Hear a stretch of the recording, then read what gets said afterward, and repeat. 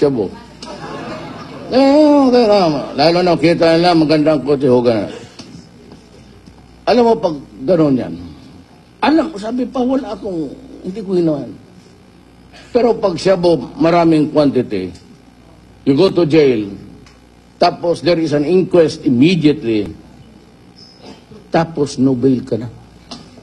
Alam mo, ang anak mo walang kasalanan, but you cannot bear the thought that your child is mixed there with the criminals. Kaya nga, bayad ka na lang. Pagka ganon, putang ina mo, papatayin talaga kita.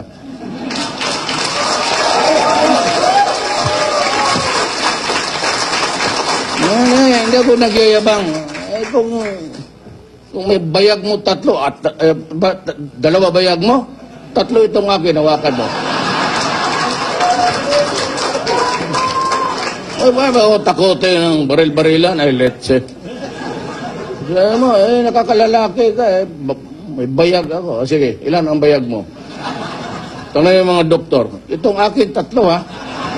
Totoo. Papahawakan ko, pero babae lang.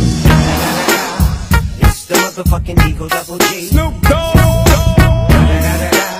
You know I'm mobbing with the D.R.E.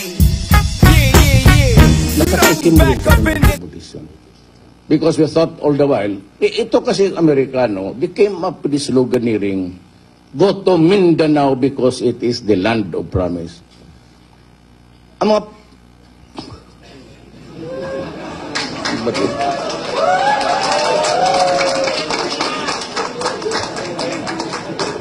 And behave na tayo ngayon kay Janay dito.